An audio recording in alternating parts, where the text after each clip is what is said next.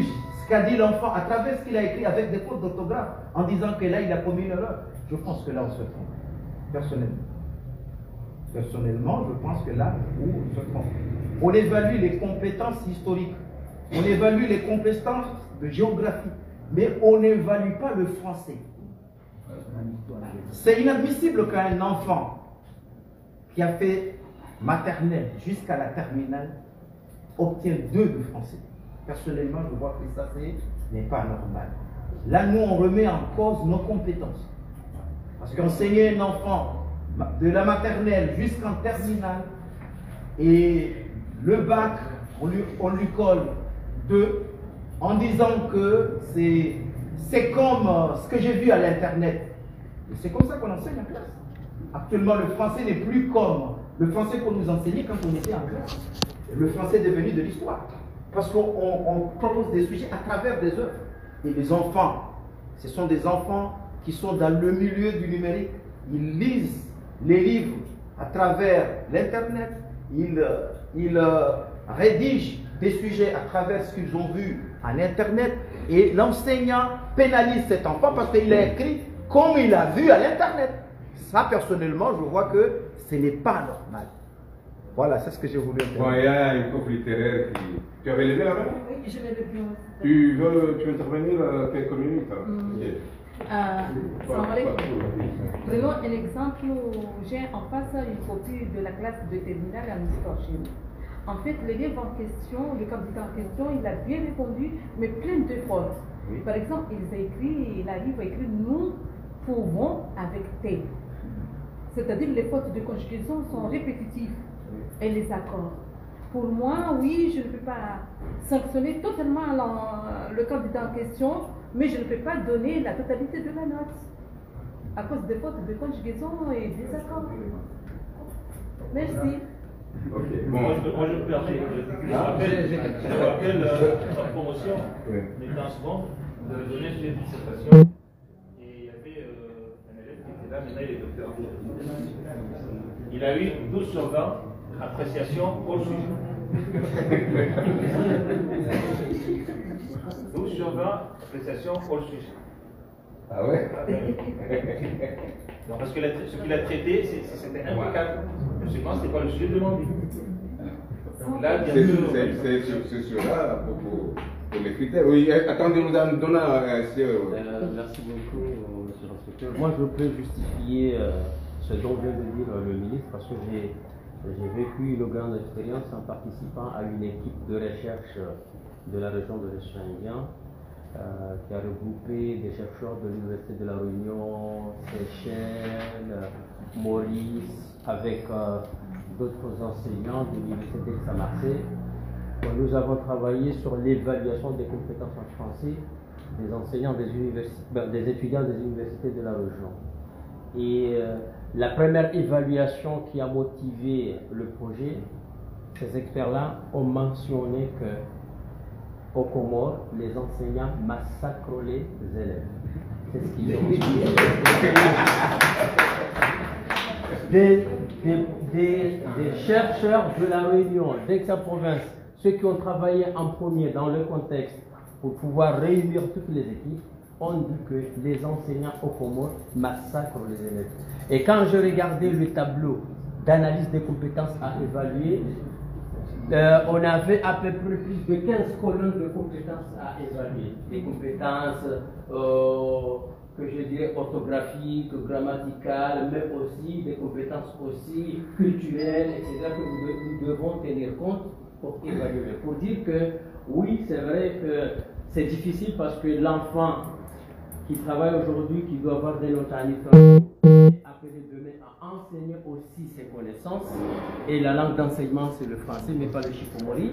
On doit aussi évaluer ses compétences, mais en tant que, moi je suis sûr, et certain, nous avons vérifié les copies, il y a des enseignants qui osent sanctionner carrément parce que les fautes d'orthographe, c'est vraiment énorme que de tenir compte de ces compétences géographiques ou bien historiques dont on est en train de transmettre. C'est-à-dire que les barèmes ou bien les points par rapport aux compétences ne doivent pas être à égal, ou bien compétences en français pour une copie d'histoire géo, que ça doit prôner plus que vérifier s'ils maîtrisent les dates, l'histoire, etc. Oui, pour quelques 0,5 ou 0,25 parce qu'il a manqué, mais ce que je suis en train d'évaluer, je dois vraiment en tenir compte. Mais on fait l'inverse pratiquement. On fait l'inverse. Et je vous assure que c'est par cette expérience que j'ai bien compris que nos enfants font beaucoup mieux que aussi d'autres enfants qui sont ailleurs. Je vous assure. Avec cette expérience, moi j'ai vu mes enfants qui ont passé plusieurs années, quelques années avec leur maman en France, qui ont été obligés de retourner ici. Mais dans les écoles où ils étaient placés, on était obligé d'engager encore des gens pour des remises à niveau. Et pourtant, les enfants qui partent d'ici vers là-bas, ils arrivent à s'adapter comme il faut, mais ils sont beaucoup plus sévères dans la manière d'évaluer nos enfants. Voilà, merci. Attendez, il y a d'autres qui veulent intervenir rapidement. Moi, je faisais partie d'une équipe des chercheurs au niveau de Sciences sur la question de plurilinguisme et de multiculturalisme à l'école. Alors on a soulevé cette question de l'hégémonie de la langue française, parce qu'on dit souvent que la langue française c'est la langue d'enseignement. Donc il faut parler français, il faut répondre en français. Alors qu'il y a des élèves qui ne comprennent pas la langue française, si c'est exprimé en français, mais si vous l'expliquez en comorien, eh bien il comprend, ou bien dans d'autres langues. Donc c'est ce qui constitue un obstacle pour la plupart des facteurs d'obstacle dans les prises en compte des corrections des travaux. Ok, donc nous prenons deux interventions, et puis celle de Kader, oui, Kader. Merci beaucoup. Franchement, le débat il est très intéressant. Je trouve ça extraordinaire. En fait, je voudrais d'abord vous mettre en garde sur quelque chose. Aujourd'hui, parce que nos candidats savent qu'il y a ce débat-là est en train de se faire au plus haut niveau, ils viennent dans les examens avec des sujets pré-rédigés, mémorisés. Ils arrivent là, on lui écrit, c'est un philo que je vais prendre l'exemple, bien sûr, c'est là où je suis, oui, j'ai beaucoup de connaissances. Ils écrivent, ils savent que le thème qui est développé là, c'est liberté. Ils ne veulent même pas regarder la suite.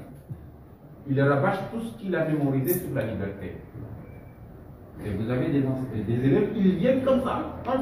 Après, ils préparent leur truc dès le début de l'année. Donc, ces enfants-là, il faut savoir comment est-ce qu'on va juger ce genre de choses. Deuxième chose, c'est qu'au Comores, la politique qui est là, nous n'avons pas un enseignement qui est sélectif au plus bas niveau. En Europe, par exemple. Là-bas, l'enseignement et l'éducation, c'est sélectif au niveau des universités. C'est pourquoi vous voyez qu'ils ont 80-90% de taux de réussite au baccalauréat. Vous prenez un enfant d'ici qui quitte la classe de 4e, il va à Mayotte, il est le premier de sa classe. Alors qu'ici, on se plaint que nos enfants ont un niveau très bas. Il rentre à Mayotte, il est le premier, parce que là-bas, ce n'est pas sélectif du tout. Ils n'ont pas le même mode de notation que nous ici. Donc, il faudrait aussi savoir quelle politique nous menons. Mais en France, quand vous avez 80% des élèves, des candidats qui réussissent cette année 2025 au baccalauréat, 80% de ces 600 000 candidats sont renvoyés l'année prochaine en première année à l'université. 80% ne franchissent pas la deuxième année universitaire. Ces données, je les ai prises avec une dame qui était ministre avec le gouvernement Sarkozy, une noire d'origine sénégalaise, Ramayad. C'est elle qui avait fait un sujet sur ça. C'est là que j'ai étudié ces données. Donc, le troisième point, est-ce qu'aujourd'hui, le français, ce n'est pas uniquement la langue d'enseignement, mais le français, c'est une discipline qui est enseignée depuis le début. On est d'accord, il faut faire la différence. Ce n'est pas uniquement que c'est la langue d'enseignement, c'est aussi une discipline enseignée, avec des coefficients, au même titre que la philo, les maths et la physique. Est-ce qu'aujourd'hui, quand je me retrouve en terminale, en train d'évaluer une copie de philosophie, est-ce que j'ai le droit d'accepter un enfant, parce qu'il me dit ce que je veux, d'accepter un enfant qui n'est pas capable de formuler une phrase simple, sachant pertinemment que le français est une discipline. Merci beaucoup. Merci. Donc, c'est bon, il n'y a pas une main qui est élevée là-bas. Bon, c'est bon. Donc, l'inspecteur nous dit que. Merci beaucoup. En tout cas, ça a été dit que l'évaluation, ce sont des critères préétablis et chaque candidat qui sera évalué, il doit être au courant de ce qui sera évalué, de quoi il sera évalué. Et donc, dans ce cas-là, si c'est que moi, dans les preuves de philosophie, je serai évalué sur telle chose, parce que la grille, elle est claire, elle est là, et bien à l'examen, on attend à ce que tu développes ces compétences-là. Là, vous avez raison.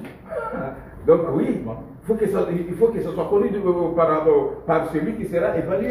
Que demain, je serai évalué par l'orthographe et cela, je serai évalué selon les concepts philosophiques, je serai évalué parce que la grille, elle est établie et elle est connue. Mais il ne faut pas attendre à la fin, le jour de l'épreuve, pour dire que je t'évalue sur ça, alors que lui n'a pas été du tout au courant. Donc c'est la raison pour laquelle la grille elle est importante. Mais une petite remarque avant de passer la parole, avant de passer à la fermeture, c'était sur les niveaux taxonomiques. Donc quand on regarde les niveaux taxonomiques, ils sont là, je pense qu'en termes d'examen, il y a un niveau important qui manque là, qu'on ne le voit pas. Alors que quand même, il devrait y être. Vous êtes d'accord avec moi lequel? Le niveau production? Le niveau création? Avant ça, non, regardez bien. Connaissance. Le connaissance, il est là? Oui. Il est où là? Ah, d'accord. Connaissance, il est là. Ah, ça, j'avais pas vu ça. Donc, ok. Donc, ça, c'est important. Je pensais que je voulais que ça passe de la connaissance, de la compréhension. Donc, le niveau, les plus hauts niveaux, niveau synthèse, analyse, bon, aussi, ça marche pour les élèves les plus intelligents. Donc, en tout cas, merci d'avoir identifié ces différents niveaux. Et donc, nous allons passer à la fermeture officielle de l'atelier, mais comme nous l'avons dit, après le départ du ministre et son équipe, nous allons arrêter pour terminer quelques travaux. Et donc, monsieur le secrétaire Riziki ou Riziki, monsieur le secrétaire Riziki, vous avez la parole. Et puis nous aurons un enseignant pour donner quand même cet témoignage par rapport aux 4 jours que nous avons passés ici. Puis on va passer la parole. Excellence, Monsieur le ministre de l'Éducation nationale, Monsieur le directeur national de l'Office des examens en concours, Monsieur le directeur de l'enseignement secondaire, Monsieur le secrétaire oui, Monsieur le directeur général Le secrétaire général de ministère de l'Éducation. Monsieur le secrétaire général de l'Éducation nationale, chers formateurs, chers collègues, honorable assistance, assalamu alaikum wa rahmatullahi ta'ala wa barakatuh. Monsieur le ministre de l'Éducation nationale, on vous souhaite la bienvenue parmi nous. Nous qui sommes ici depuis le lundi, dans le cadre d'une formation en docimologie, sous l'égide de nos formateurs, Dr Abdouabada et l'inspecteur Issiaka. Nous venons de découvrir que la manière dont les sujets d'examen sont corrigés influe de manière très significative sur les résultats. Les débats que nous avons eus ici, mais surtout celui que nous venons d'avoir tout à l'heure, un débat qui a été très enrichissant, il faut le souligner, qui a été de très haut niveau, parce que c'est avec le ministre, le directeur national de l'Office des examens, les inspecteurs, le secrétaire général. Au fait, c'était de très haut niveau, a montré combien la tâche est très lourde. Monsieur le ministre, nous venons de découvrir ici que pour qu'on arrive à avoir une note en philosophie, c'est-à-dire que si une copie en philosophie corrigée, si on veut que la note soit la plus juste possible, je pèse mes mots, il aurait fallu que la copie soit corrigée par 127 correcteurs. Monsieur le ministre, vous comprenez, monsieur le directeur national, vous comprenez la lourde charge qu'incombe nos courageux correcteurs. C'est pour cette raison que nous sommes trouvés ici, sous l'égide de Dr Amada et l'inspecteur Isiaka, pour justement trouver les voies et moyens pour faire en sorte que cette tâche soit la moins lourde possible. Mais tout le monde dans l'assistance a été d'accord sur un point. C'est que si les cours sont dispensés de manière acceptable et que les sujets sont bien conçus et que la validation s'est déroulée dans des conditions normales, alors la correction sera plus ou moins facilitée et que les résultats seront le plus crédibles et le plus représentatifs possible. Monsieur le ministre de l'Éducation nationale, nous venons de découvrir que le monde évolue et parfois très rapidement. Tout à l'heure, l'inspecteur Kader a avancé des craintes sur un élève qui vient en classe avec un sujet numérisé et mémorisé de manière vraiment très préalable. J'aimerais faire la remarque suivante, c'est que en Angleterre,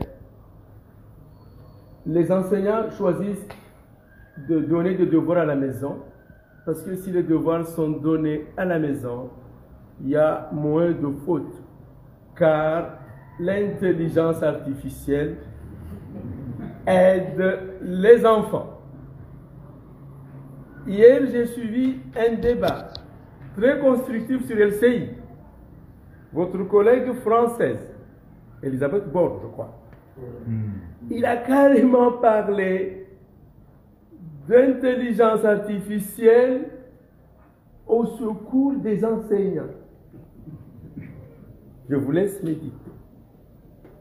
Tout ça pour vous dire que, monsieur le ministre, ce n'est pas le moment de parler un tout petit peu de l'intelligence artificielle dans nos établissements scolaires, parce que c'est le moment, parce que c'est l'avenir, parce que c'est parce que c'est l'innovation. Alors, c'est en ces termes que j'arrête mes propos en vous souhaitant tous une bonne continuation. Merci. Donc, un enseignant pour le témoignage. Oui, allez-y. Parlez au nom des enseignants. Quelques mots, mais pas. Oui, rapidement, salam alaikum. J'ai pas trop de ce à faire. C'est d'abord Monsieur le ministre et ceux qui sont venus ici avec lui, pour éviter de les citer un par un. Merci beaucoup, vous êtes le bienvenu. Nous sommes très heureux de vous accueillir ici avec nous aujourd'hui. D'abord, nous sommes d'abord heureux, contents d'avoir cette formation parce que nous avons